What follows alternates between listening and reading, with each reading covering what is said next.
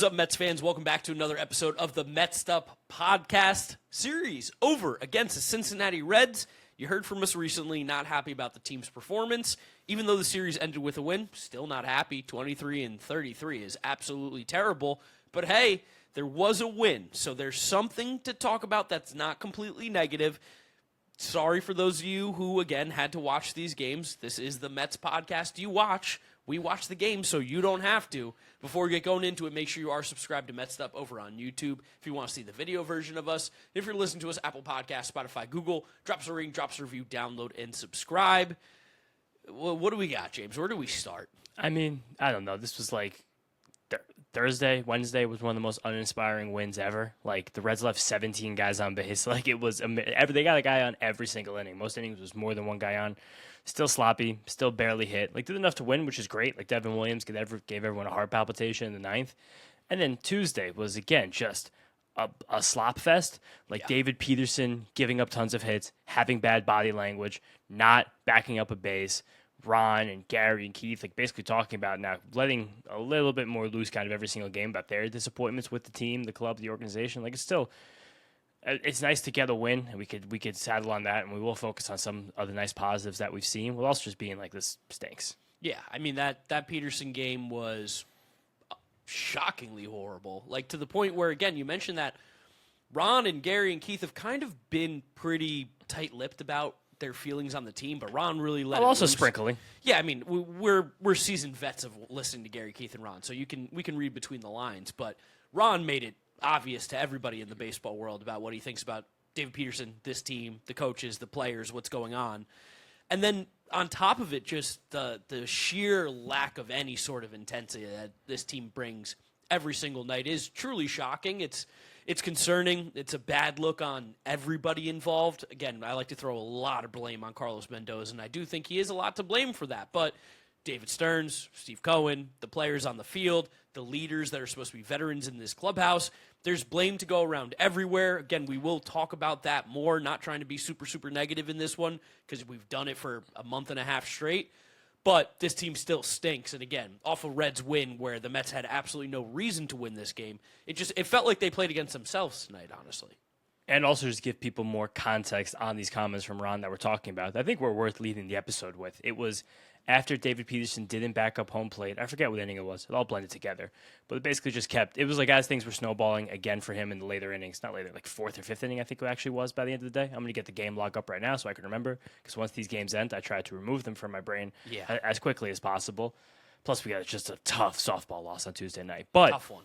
After Peterson did not cover the plate, I think that was okay. So I think it was the fourth inning now, looking back, or it was the fifth inning. It was right when Couldn't tell you the inning. Again, whatever. Like you said, it all blends together because the Mets don't play baseball that's memorable. But Ron basically said that he thinks that there's basically a disconnect between the coaches and the players, and the fact that after something like that happens to Peterson, like, it has to be addressed. Like, it basically was like a player should be chewed out for something like this. And then he kind of lamented, like, I feel like this happens all the time. It feels like these coaches aren't getting through to the players like they think they are.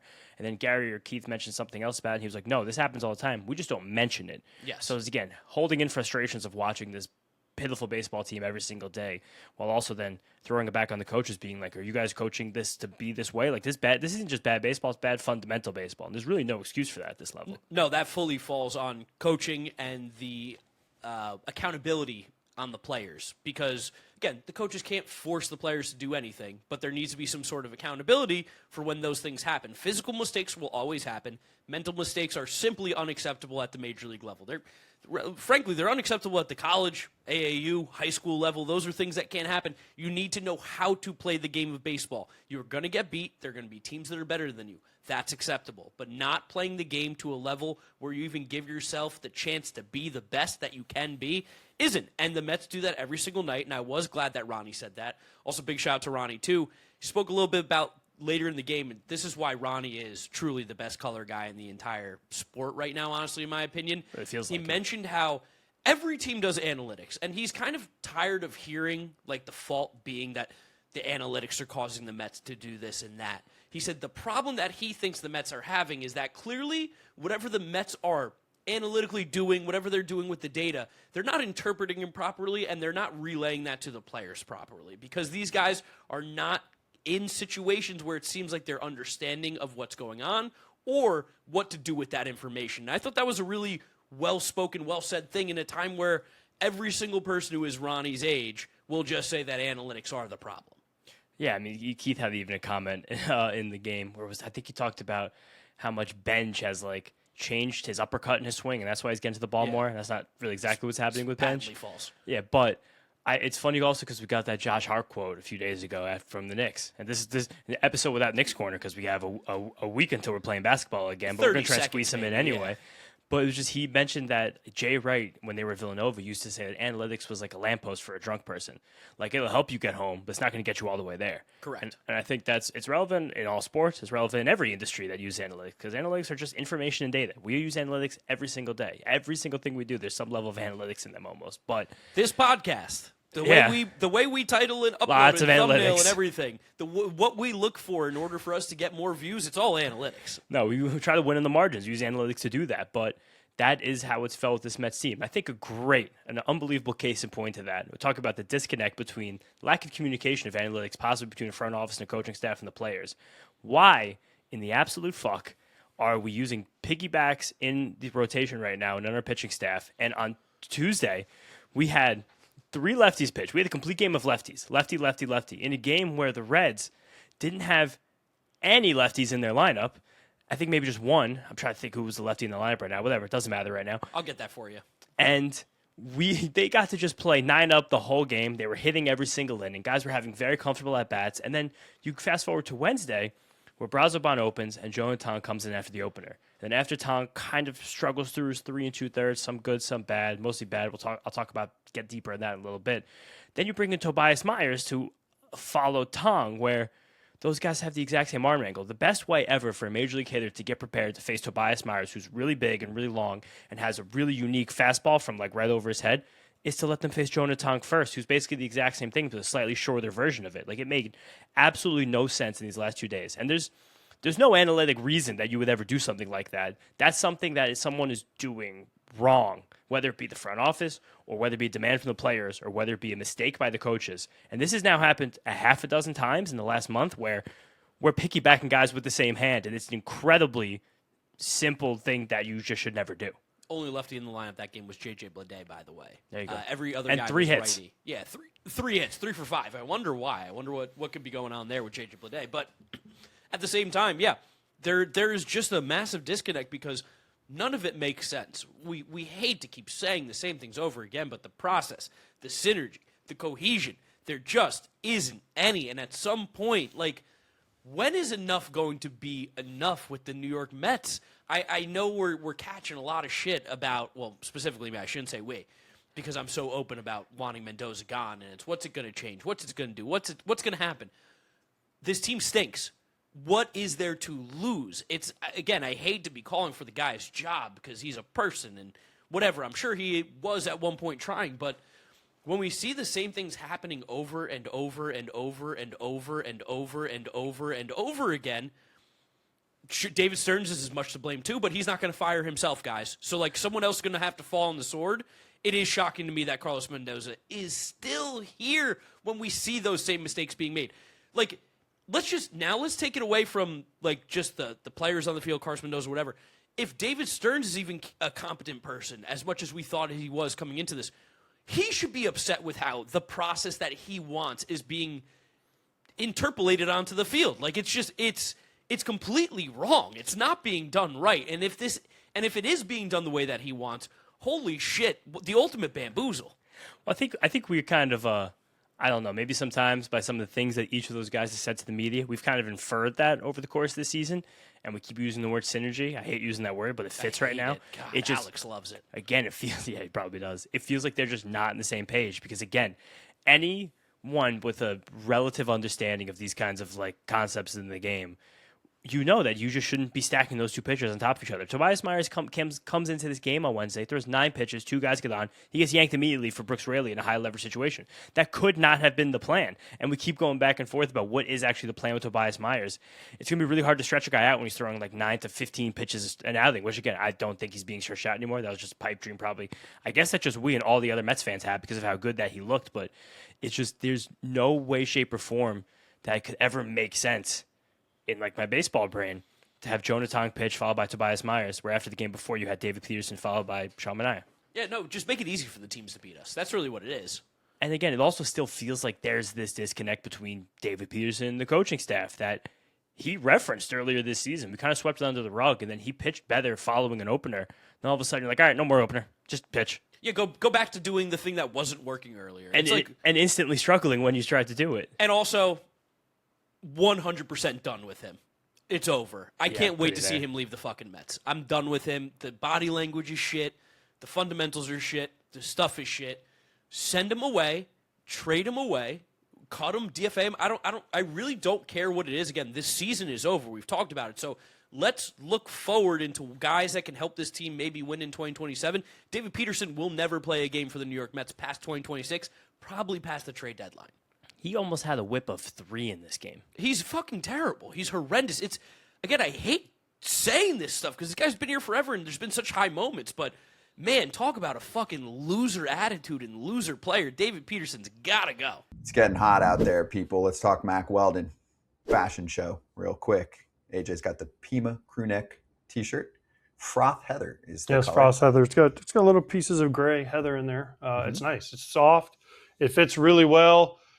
It's great for summer down here in Florida, and I got a couple linen shirts and linen pants that are going to look nice when I go to Europe here in a couple weeks. Ooh, very nice. Yeah, it's very smooth, very thin. I'm wearing the 18-hour jersey short in heather gray. I'll leave that down here for you. And the Pima short sleeve Henley. The color on mine is Desert Spring, but it really resonates. It fits and kind of matches with everything in the wardrobe too. It's the classic look. They know what they're doing here. So check it out. We've got the code for you too. Get moving with Mack Weldon. Comfortable anywhere. Go to MackWeldon.com. Get 20% off your first order of $125 or more with promo code FOUL. That's MackWeldon.com. Code FOUL. There was a good comment. I don't remember if it was this game or last week when he was pitching from, I think it was Ron, about they were talking about Peterson's they were talking about his pitch mix, what he was doing. And they were like, like Peterson throwing a lot more of those 4-seamers now. We really used to see him throw that 2-seamer sinker a lot. And one of them goes, you probably have to question the quality of that pitch then, right? Yeah. And again, that's it. Like when he's at his best, he's getting ground balls. But at least in this game, like the slider was good, but then the fastball was weird. Like he just isn't. I don't know. He's not a very good pitcher. He probably is better. He's probably better suited for the bullpen. That's probably always been the case. But keep trying to shoehorn him into being a starter. And again, to watch him mope around after he's making bad pitches and he gives up 14 base runners in 5 innings and he doesn't back up home plate on a play that cost the Mets extra runs. Like and then he sulks after the game. It's kind of nauseating. A good leader. If there was one good leader anywhere in this organization, my cough drop almost flew out of my mouth. That was crazy. I don't know if you guys got that. Would have been great. I almost pulled a Thad Mata, pick it right off the ground. And that's put it why. Right back in your mouth. That's why you guys have to watch the Mets'd podcast in 3D. Yes, because you could have seen that cough drop coming at you. If there was any sort of leadership, someone's getting in his fucking grill. Someone's doing anything because who cares? Like it feels like this team, and maybe this is part of spending too much money. Something that I think teams have talked about in the past before. Are their egos so fragile that they're infallible, that none of these guys can be told that there's something going wrong here?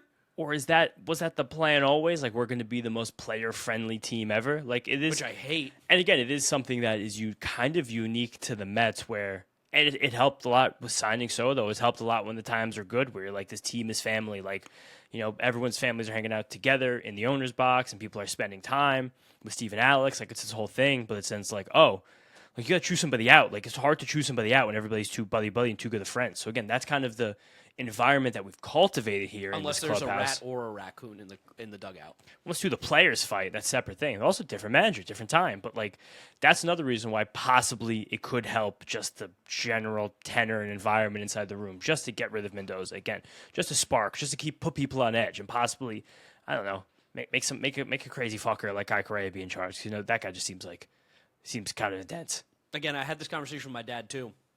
If Kai Correa is waiting for Carlos Mendoza to get fired, which we kind of think is the case, that he took this job knowing that I'm going to get it at some point because this guy's an idiot, then doesn't it make you feel a little bit weird about a guy who's actively coaching on this team, kind of almost letting the ineptitude seemingly happen because it's more beneficial to him? Doesn't that feel kind of fucked up, too? Yeah, definitely. The whole thing is fucked up. You Yeah. let the guy stay as a lame duck, but you replaced all of his assistants. So it's going to be hard for that guy to All of gain. it's fucked up. It's good. We've rehashed this a lot. It's going to be very hard for that person to gain respect. That'd be hard for that person to gain respect in any context whatsoever. Like, it's just not a good situation. Again, you watch these games and you're like, they're not connected. They're not together. Even Wednesday, you win a game. Miracle. Complete bona fide miracle to win that The game. Reds walked more than they struck out in this game. They walked 9 times and they scored twice. By the laws of numbers, they should have had more than two runs. They walked in 2 runs. How in the world does a hitter come up 6 times in a game, the team only scores 2 runs? When you told me that stat, because again, like not fully locked into the numbers and the box scores like that because this team stinks. You told me that Blake Dunn took 6 at bats. I was flabbergasted. It's not something that's even rational in my head when you score twice. The Reds had 15 plate appearances with the runner in scoring position. 15 at bats, not plate appearances. At bats with the runner in scoring position. Team full of Bo Bichette's right there. Oh, Bo Bichette too. It's just there was a big at bat he came up with after a bench. I want to say it was a walk in the mid innings as the Mets had a chance to break the game open, and like first 2 pitches he just hits these lasers to like foul into the right field stands. Well, which, yeah, like, because pulling the baseball. it's Him? just- and like we're just dying for an extra base hit from him at this point. And Howie mentioned it on the radio. We were like, Bo Bichette, not really a home run hitter. We'd love some doubles. Love anything. I love singles from him right now. Like Bo Bichette came into this team to be a guy who, at the absolute worst, we're going to get a guy who's hitting like 270, 280 with like 170 singles on the year. He's hitting 228. That is 60 points lower than his career average, which is being lowered already by the fact that he's hitting 228. Like, if you took away this season, I'm doing it right now, Bo Bichette for his career is a 294 hitter. He is almost hitting 70 points lower batting average-wise than he has for his entire career. That's unfathomable. How the fuck does that happen?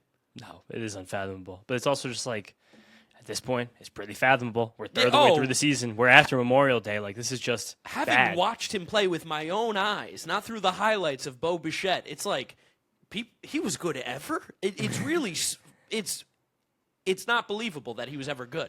No, it really isn't. And you keep looking at him. Again, it's nice he's been playing shortstop at least in the wake of Francisco Lindor's absence, who's like doing baseball activities, like sure, fun. Another one, like this will be the end of the negativity here, and then we'll start talking more baseball. Well, I hate watching Mark Vientos play baseball. Oh, God. I really can't stand him. The second inning today, third inning, whenever Jonah Tong came on the field for his first inning. No, it was the third inning. Get ready to learn Chinese, Mark Vientos. Jesus. So Ellie De La Cruz hits a tapper in between Tong and Vientos, and Ellie's really fast, so there's a lot of pressure on the defense that play. Tong flips it, but kind of low. Vientos can't take it out. It's an error on Tong, probably a play that Vientos could have made. And then next, J.J. Bleday hits more of a hot shot down the line at Vientos. That looked like it would have been kind of a double play as long as he could have just made the throw. Ball gets stuck in his webbing. He winds up only getting the out first. And then that's how eventually that first run came home to score for the Reds, which, again, a miracle that they only got 1 run out of that whole situation, then only 1 more the rest of the game. But it was just like little things like that where competency that again, the first one wasn't necessarily his fault, but to play a good first baseman makes, which he's not. And then multiple times coming up with men on base. One time it was against a lefty, and it was just like, this is it. This is your time, buddy. Like, this, get the hit. Didn't get the hit. Dude, even like, what was it, Monday, I think? That, shout out Diana, of course, the queen of Mets Twitter, the clip of Tyrone Taylor throwing it in to Marcus Semien, who he completely missed on the cutoff, who was nowhere even lined up remotely close. And as it's rolling in, clanks off of Mark Vientos' glove. It's like, nice job, boys. Like, everything that guy does, it fucking irks me. It's now personal. I don't like Mark Vientos. So this is the one. It's personal. Benge hit the second of his 2 RBI singles to give us the insurance run in the 7th inning. Bo Bichette comes up after that, draws a walk. Really nice. They bring in Caleb Ferguson, shout out Columbus, Ohio, the lefty, to face Juan Soto.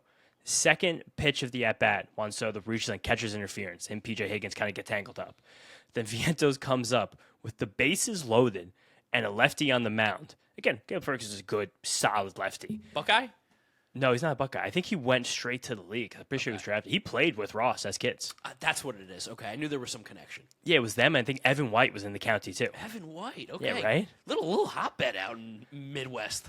And the Emersons. The Emersons are Zanesville. They're Ohio, too? Uh-huh. They're from Reed's hometown. Okay. All my friends got a little baseball connection. But, Ryan Reed, Ohio boys. Can't wait to see him this weekend. But Vientos gets a cutter grooved first pitch, misses it, fouls it off.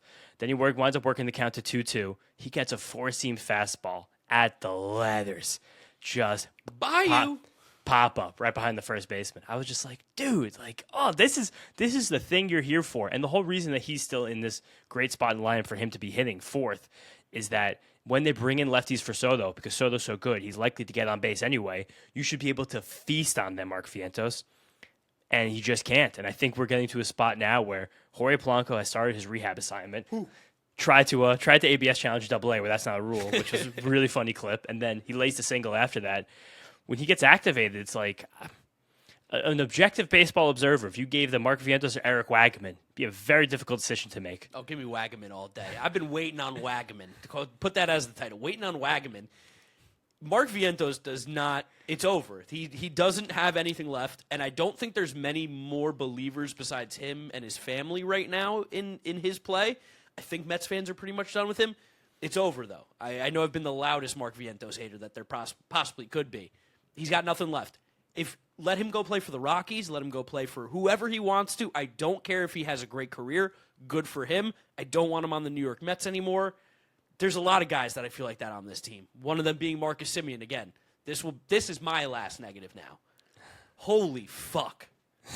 Holy shit. What's that mean? My expectations were you for low, but holy fuck. Yeah, like he's at the point where, like, shout out Michael Kadire. I love shouting him out like a couple times a year.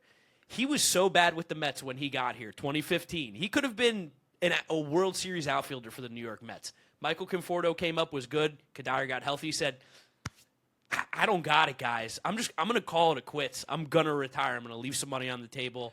It's been a good career. Marcus Semien, dude, do everyone a favor. Call it a career. It's over. Like, now, this is robbery what he's doing to this Mets team.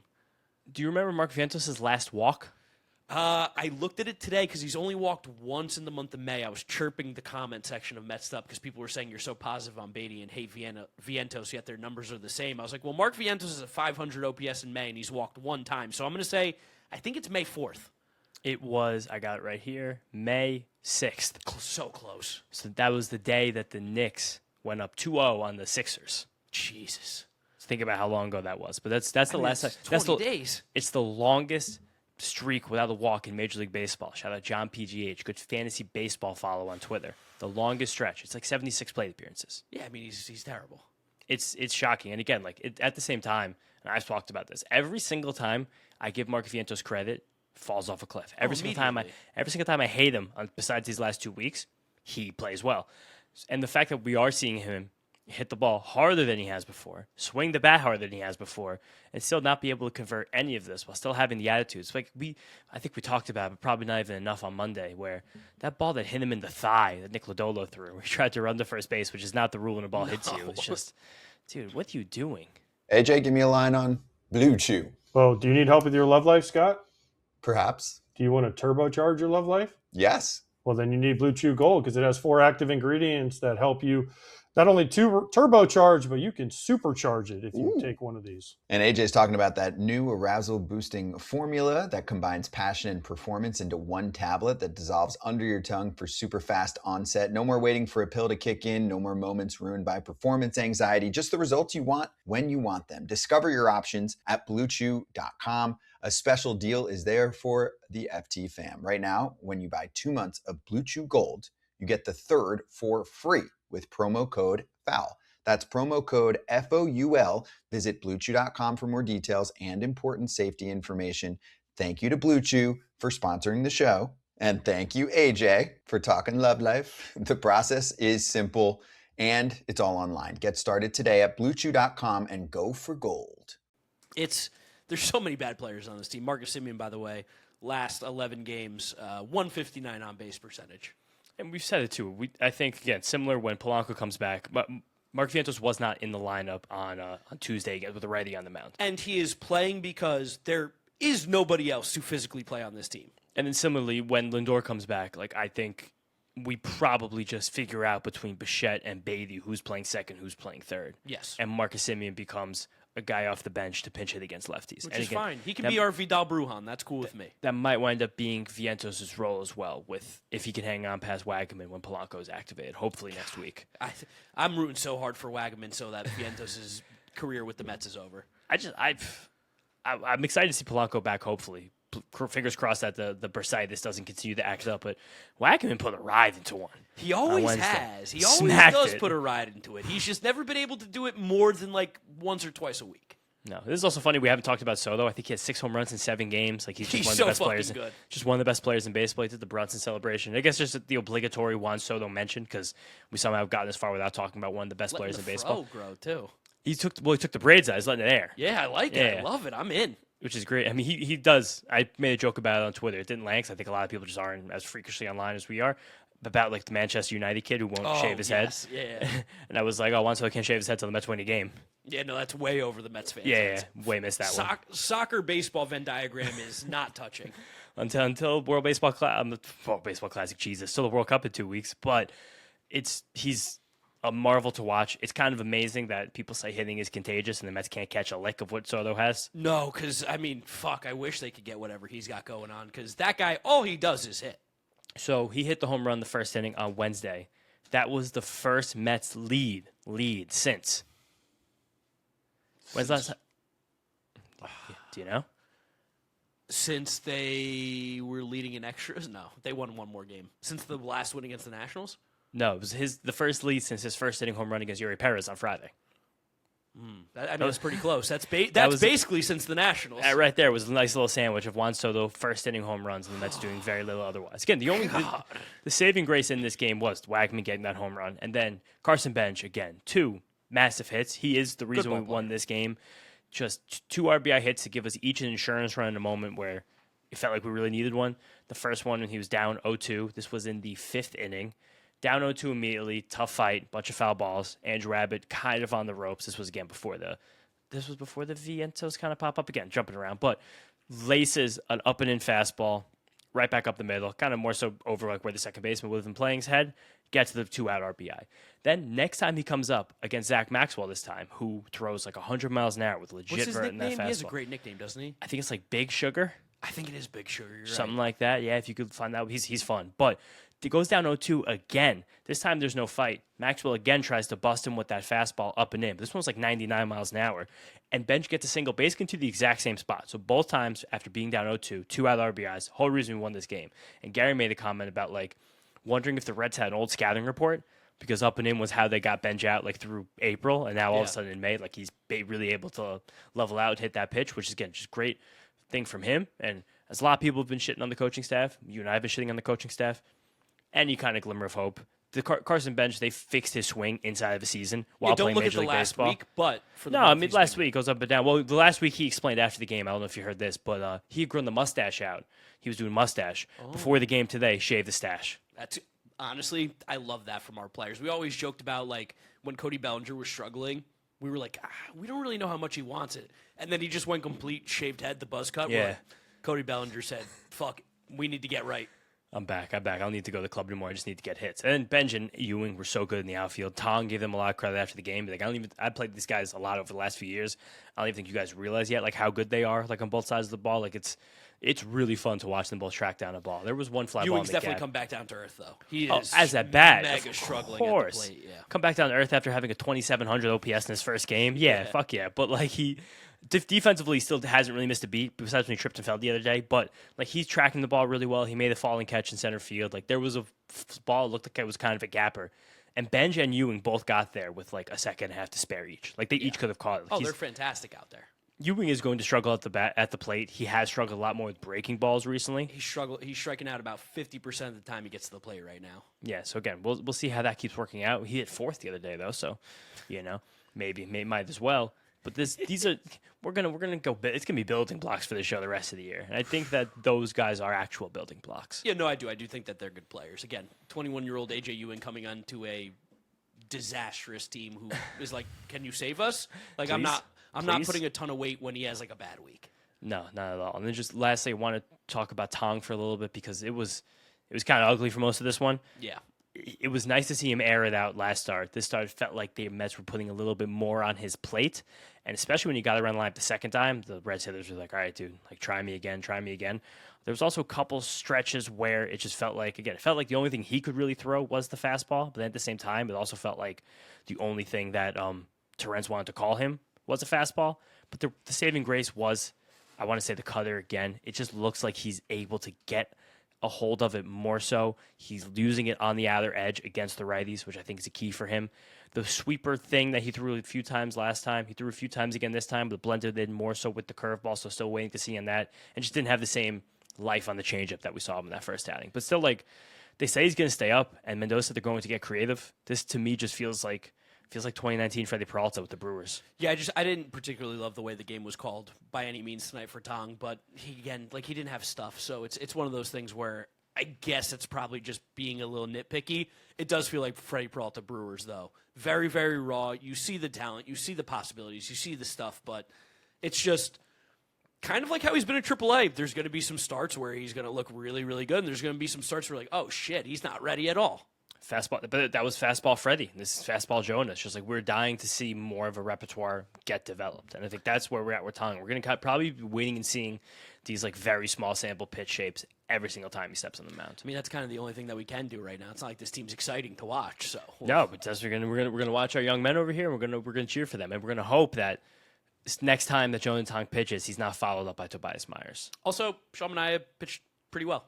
Yeah, pitch fine again. Sean Manaea, I think, has turned a bit of a corner. He threw more cutters this time. He's changed, he getting takes the pitch mix back. Peterson's spot here in the upcoming week? I mean, I hope so. But so now Sean Manaea pitches the first 4. Peterson pitches the next 3. Yeah, well, of course. And then, you know what, Brooks Raley for the last 2, and A.J. Minter. Get all the lefties in. I do wonder now about like the mentality of these guys, which I do understand. Is like none of these guys seem like they're mentally equipped to start the baseball game. It's a lot of guys that aren't ready. So it's like, all right, so I guess we just have to pitch someone in the first inning, and then we get to Peterson, Manaea, or Tong, depending on who it is. But just please just take Tobias Myers and Jonah Tong, separate them. Take Sean Manaea, David Peterson, separate them, and make a pair with each of the opposite ones, and then we'll be in much better shape. It feels right there for you. It's just right there for you, Carlos. No, and again, it happened the flip side with us on a Tuesday, because after Jared Young took some at bats against a righty, a lefty came in, immediately Wagaman comes in. The Wagaman faces righties the rest of the game. It's like, oh yeah, then you've now won yourself an advantage by making the other team, by forcing their hand earlier in the game than they'd like it to be forced. Other positive, heck of a platoon. Jared Young and Eric Wagaman are going to be the rest of the year. Now this is analytics porn right now. This is like That's David Stern's baseball right there. This right here. This is what Baseball Prospectus was built for the Eric Wagaman, Jared Young platoon. Where it's to find the value in this. It's like, you want Pete Alonso at DH? How about Eric Wagaman and Jared Young together? We'll give you the same production that they can. It's just both their lines are going to look a little weird. We're going to do it in the aggregate. Also, we didn't mention Devin Williams. Just did we say it at the top? I don't remember. We did. It was the hard attack, Devin. Luckily, Justin Willer came out and talked to him. It seemed like he settled in a little bit after that, but that was not a fun inning to watch. It felt like they were just going to lose. Yeah, I again, insane they didn't lose a 6th straight game. Also, fuck me, they lose a lot of games in a row.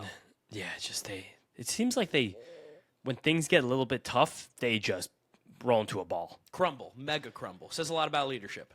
Gelbs had a comment, very, very quick comment, great journalism by Gelbsy, that just kind of getting the pulse of the locker room, that after their game on Friday against Yuri Perez, they got especially frustrated, the bats, just thinking that they were still doing good process and still hitting the ball quite hard, not getting results to show for it. That's concerning to me that they think they're doing good process. Everybody on the fucking planet goes, this isn't good. And the Mets are like, I can't figure out why it's not working.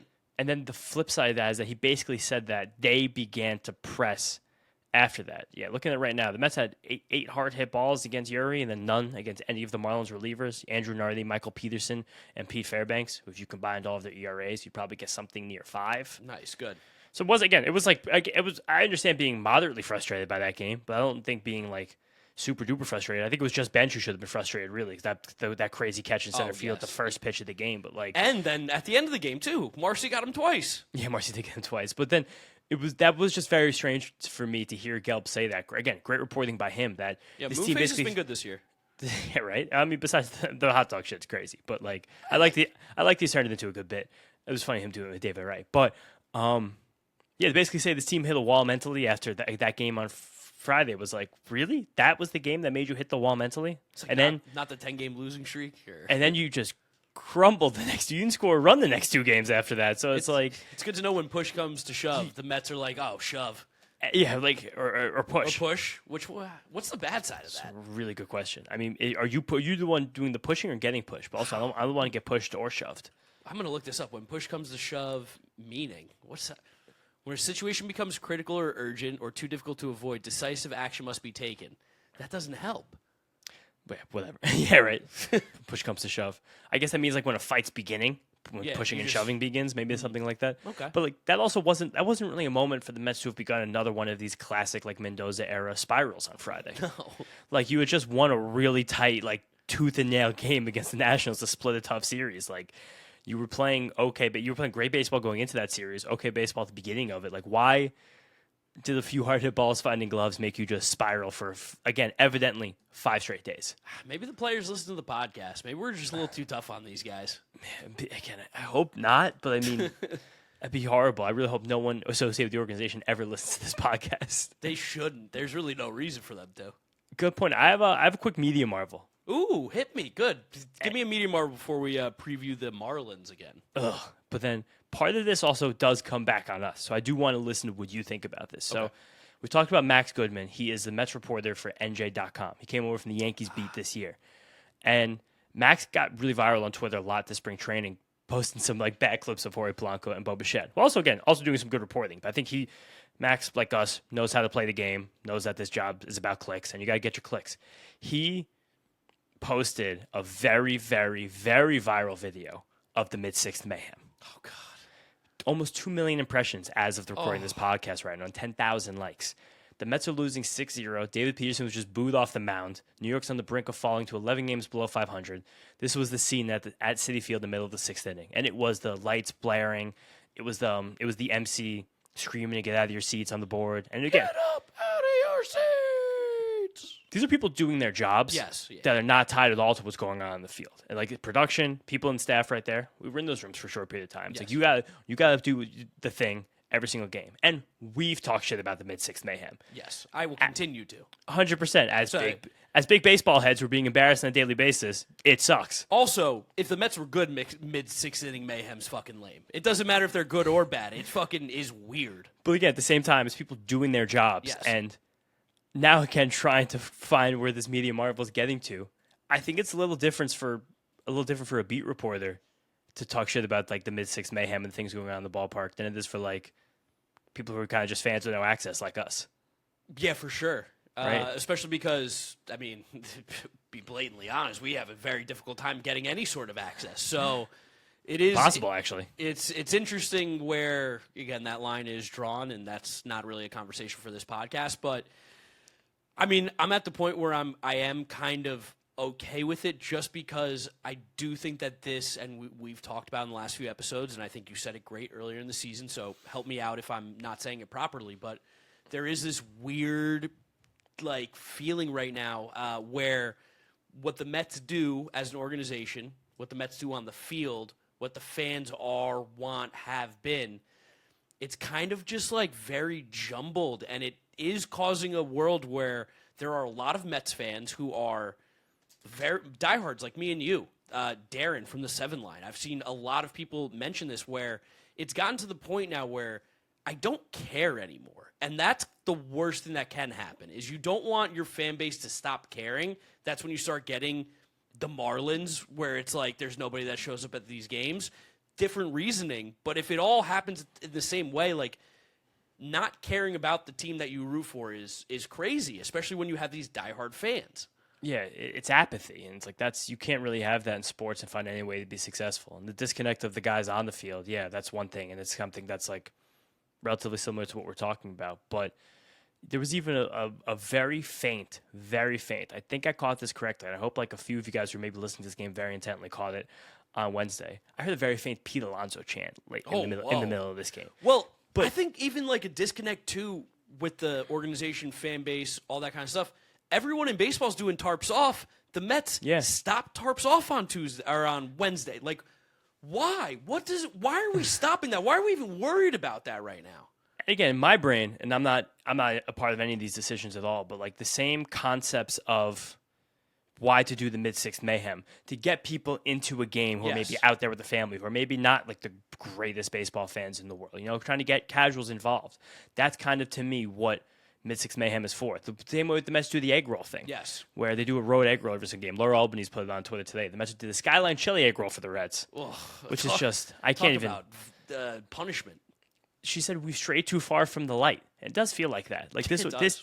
the in-game experience at Citi Field, I think, has strayed a little bit too far from the light. And it's nothing against the people who are making those decisions or the people who are working this game and working their ass off every single day. And they're going to have to grind for 60 more home games, 55 more home games. For 18,000 people a night, most of which, again, probably don't care about anything going on or just there because they got free tickets. For like a 74-win baseball team. Yeah. But it is just, you have felt this massive disconnect. And also from a business perspective, they probably talked about the possibility of that, and we're just like, we're never losing diehards. It's all about getting new fans. And we have these conversations with the channels that we run. You know what I mean? It is a difficult thing in this kind of business, industry, media, like in-game entertainment, all this shit, to kind of play to your base versus playing to the new, and how much you have to weigh those scales kind of just dictates how you're perceived. I mean, look at our titles and thumbnails on this channel alone. Like, a lot of times we are playing to try and get the new people in. That's how you grow this podcast. That's how you grow things. But if at any point any of the product that you put out does become so distant from the guys that actually got you there, that is a mega problem. And I think that's something that everybody is struggling with right now. Yeah, and again, I think very much so. This Mets team, top down the organization, is struggling with that. It sucks. What an absolute joke everywhere. Like, this is another homestand I'm not going to go to a game. I don't even feel anything. You I could have never gotten me to say that the last, like, three, even 4 years. I'm going Sunday. Again, with my package, it's really absolutely killing me that I got fucking backdoored into this. I'm going to be texting my ticket rep if he ever answers me, because they don't answer you. I'll be making sure that I cancel those tickets. It's going to be in writing everywhere. I do not want season tickets for next year. I don't want to give you any more money. This team fucking sucks. But I'm going Sunday because it's a nice day, and I want to get a hot dog and just have a beer at the game. But I am looking to get rid of tickets at a loss at this point. It's not worth it to spend our time, money, energy, anything to be at those games right now. And I do think if Mets fans want to do anything to make it feel like they have an impact, stop going to the games. Stop supporting. That's it. But again, also on the flip side, if you get value from going to these games, oh yeah, go for it. Then go to the games. Yeah. Just play. Yeah, there's nothing we owe to them at all right Absolutely now. So it's not. like, that's totally fine. But if you are a Mets fan who's like, I hate what's going on. I don't like this. I don't stand for it. I don't feel like. Then don't go. And I think that's how you make your voice heard. Yeah, I think something I'm going to try to do is see the craziest food I can bring in this year. Oh yeah, I mean, I've talked about it with my girlfriend. We're probably not spending very much inside the stadium the rest of the year. I think Hunger strike is going to be, I think, multi over here now. Let's try and do that. If you guys, big Mets fans, big listeners to the Mets'd podcast, I am currently on a 3-year hunger strike from food inside Citi Field. Yeah, beer notwithstanding, but maybe we'll try. The only thing I hate about this is that the poor people that work there who work on tips and stuff. I wish that they could make some money off of this somehow. I tip heavily on my drinks when I go there, but I just also, again, I do feel bad for people that did the planning of the food, because nothing on them for this to happen. But it is just, we got to do something to show something how bad this team is. And again, I do think the attendance numbers are going to get so piss poor that that's going to tell you right there. So maybe just go to the games and do what you want to do. Go to the games, do whatever you want to do. But again, I think I'm going to try and bring the wildest food in there possible. Remember a few years ago, I used to do the pad thai all the time. That's my point I liked. The pad thai, the quinoa, with some avocado in there. Yeah. I'm going to do crazy stuff now. There's a guy on Instagram right now who's a Blue Jays fan. He brought an entire box cake into the Blue Jays game the other day. And he said he found plates. He got the plastic forks and knives. His whole section was eating cake. That's a great idea. There were Brewers people doing Charlie spaghetti in a bag. Oh, nice. Spaghetti in a bag? Wow. Do you remember that? Do you remember when we went to it was your third of the 3 games in 24 hours, the Orioles, and we saw that guy with a bag of a dozen hot dogs in a bag? Yeah. Oh, that was incredible. He had a bag of hot dogs. He was grabbing the $3 value hot dogs today. I'm going home. It's good night. It was crazy. But well, again, that's what Mets fans did still bring it this series. There were actually people there both of these games. Many more on Tuesday or $5 Tuesday. But I don't know what that stadium's going to look like in 2 months. Yeah, I'll never be one to shame. Root for the team. Go enjoy 100%. It's your money. Spend it. Enjoy it how you want. But and it's still fun to go to baseball games. It's just not fun to watch this team play baseball. Yeah, I think just to put a bow on this entire thing before we do the series preview, me and James massive Mets fans, and we have no interest in going to the games. That should say a lot about this hurts. team, organization, and product. Yeah, I miss it. I miss being in Citi Field. I just don't want to go. Have no interest. No. Trying to Marlins find preview. any excuse. Yeah. Ernie's birthday. Ernie's birthday will probably be the next time you're in there. All right, series preview. Marlins, let's do it real quick. We just saw this team, so it's basically pitching matchups, and what do we think we're going to lose by? Just saw him. A lot of the same pitchers going to be facing them that just faced them, but Freddie Peralta versus Max Meyer, who looked like the greatest pitcher on earth on Saturday. You think the Mets make any adjustment to their approach? Hopefully. Max Meyer will throw you sliders in the zone. I'm telling you right now, sliders in the zone is going to happen. Then we're getting Tyler Phillips, who is transitioning to being a starter. And he's looked okay. He's looked really. He's got pretty good stuff. I think it's a changeup and a slider, which is like if you're ready with a changeup, a slider, and a decent fastball, you can get anybody out. So that's a big thing for him. And then we're getting Jansen Junk on Sunday. And that's Christian Scott against Tyler Phillips on Saturday. So over under 9 innings combined. Under, yeah, probably a good chance that goes under. Phillips has the split. That's what it is. Split, sink, curve, sweep. That's a nice little repertoire for a guy starting. Split's a different changeup. And he's a Jersey boy, Bishop Eustace. So Yeah, he's gonna from have Jackson, I believe. he's gonna have people in the stadium, which will be fun. Jackson, home of Six Flags. I believe so. Wow, that's fun right there. And I also forgot AJ Minter actually pitched well in his debut. Boom, boom, boom. Okay, that's enough. We saw 93s, 94s. That was nice. And then Sunday matinee, we have a 7:10, 4:10, 1:40. So again, the 4:10 game on Saturday, great game to go to. Invite everyone to go to that one if they can. Nolan McLean versus Jansen Junk. Jansen Junk flashed early this season with a fastball, had a lot more vertical movement. It's kind of descended now in the last few starts since. Checks. You should be able to hit Jansen Junk. He likes to come in the zone. He does not walk anybody.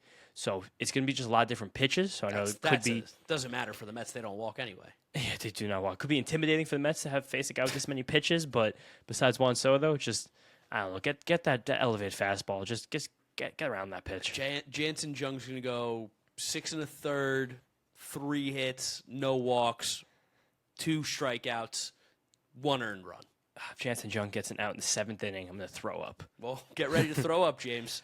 We got Frankie here too. God, I'm so sorry, Frankie. I mean, Frankie's just ripping. I feel like we're turning this into a job for him now. Yeah, right, Frankie. I think Frankie does love this, but if you don't want to, Frankie, it's okay. But I think we still love to have you. Right now, I will say this from the bottom of my heart, Frankie. I think we're going to give you the Marlins series off. I think just give them the Marlins series off, reset. Take the weekend. Yeah, take the weekend. Enjoy the last few days of May. Enjoy the last few days of May. Yeah, June 1st, back. But here comes Frankie. Gentlemen, this is Frankie Peppers. How you doing? That was the most enjoyable game of Mets baseball I've seen in about a week, so that sort of really tells you where this team is right now, and I'm going to guess that in about 3 seconds, low power mode is going to rear its ugly head for James. I'm going to stop for a moment. All right, gentlemen, we're back at it. I don't really have much to say. Ugly series, and that just seems to be the par for the course right now. I bought a vinyl record today that teaches birds how to talk. It's called Make Your Bird a Star. So if anybody has a parakeet or a parrot out there, let me know, and they'll link you the record, and maybe you. Is that low power mode? That was low power mode. I did a tap in the middle. That's funny. You can tell me if your bird learns to talk. All right, gentlemen, I gotta go to bed. Hope you're doing well. Hope you had a lovely Memorial Day. Take care. Enjoy this weather. Let's go Mets. Take care, boys. Let's go Knicks. Next corner. Let's go Knicks. Let's go Knicks. Let's go Knicks, Frankie. Make Your Bird a Star. I found it on eBay. It's going for $9 or best offer. This is a real vinyl. It came out in 1977. Big hits on it. Side 1 features. Oh man, this guy took the worst pictures ever. Side 1 features Yes Indeed by W.C. Birdfields. You've got Here's Looking at You, Kid by Humphrey Bobird. I'm a Bad Boy. I'm a Bad Boy by Lutino Costello. That's shockingly close to Luino. Howdy Partner by Gary Cooper. I think these are just bird guys that made songs. I think this is just a guy pretending he's all these bird names, probably. Come Inside by Boris Bird. That's not a real name. Yeah, we can skip that one. Oh, man, the birds. Yeah, Frankie's still locked in, of course. Love Frankie. But Frankie, we'll see you in June. Give you the weekend off. So who do you think Knicks are going to get? Think it's going to be Thunder or Spurs? Thunder. Yeah, I think so, It's too. going to be the Thunder, which is not ideal. I'm going to reach new levels of hate that the world's never seen when we face this Thunder team. I saw a good tweet where they were like, they should just say, fuck it, Mike Breen, be a Knicks fan on the mic. Like, just let him be like, Let Clyde on there. be like, can you believe how the Thunder flop on every single play? Because, wow, boy, do they flop. I mean, objective announcers say that every single time. And it's like that one highlight that's gone around of Jared McCain where he, on offense, elbowed Dylan Harper in the throat. Yeah. And then Harper comes up behind. McCain does a backup dribble, falls down, and he falls into Harper. Foul on Harper. He's like, what? And then, did you see the Wemby thing? Where he put out the hit? Yeah, I was literally just about to say, I was like, you think he put out the hit from going to Bismack Biyombo and Mason Plumlee, and seconds later, Jared McCain hitting the ground? Twice. And then, apparently, when one of them hit him, they said, we got another one coming for you. That's kind of sick. Yeah, it's super. shit, Wemby's man. built different. Yeah, but he didn't talk to the media, so he's a little bit of a pussy. Wemby didn't? No, he got warned by the NBA. You must talk to the media after the game. Oh, that's awesome. That's so fucking cool. This is gonna be a fun series. I love this guy. I mean, I kind of think that series. Oh, I got a mosquito in here. Oh, You gotta get it. Did I get it? Damn, I just missed it. He went too high. Oh, he's up there. I'll get him after. I hope that series goes 7 just because they're beating the shit out of each other. Yeah, and anything that makes them more tired. I fully trust the Knicks to be sharp once they get back. Just give them 3.5 quarters. That's it. 3.5 quarters and we're ready to lock in. But that's it. That's it. We'll still have an episode before the Knicks play, so we'll talk to you a little bit. We'll do Knicks Corner for that one. No, because we're gonna record it tomorrow, and we're God, we have 2 more episodes. Yeah, no other game's going to be played. We have 2 episodes, possibly 3 before the next Knicks game. Oh, that's brutal. That's a tough. lot. It's a lot of messed up podcasts. What the hell? What's next one? Real quick, last 5 seconds here. Spitball. Me and you. Let's just have a conversation as if we're not recording. What are we going to record? I don't know. Any I have no idea what you want? Any thoughts? Early in the season, today was my prediction for when Carlos Mendoza would be fired. Okay. Maybe we get a gift. Oh, God, please. I would be so happy. No, but otherwise, I mean, it's too late to ask someone for an interview. We haven't done any interviews lately, so I guess if anyone has ideas for that. I don't know if there's anything to talk about. I just basically nothing. The Mets having an off day. Should we just do? We've been throwing this idea around. Oh, fucking! Did I get him? Yeah. Nice. Oh, Got there that he is. bastard. So it's a little bitch. But should we just do a Mets'd up podcast just about our softball team? Yeah, we could. Just do a full breakdown. I don't know what the title and thumbnail is going to be for that, but Make some. I don't know what we're gonna talk about. if you made it this far, give us a suggestion and we'll give you a shout out. Give us something, yeah, please. All right, that's it. Thank you guys for listening. Thank you for watching. We'll catch you on the next one. Peace out. Peace out, guys. Let's go Knicks.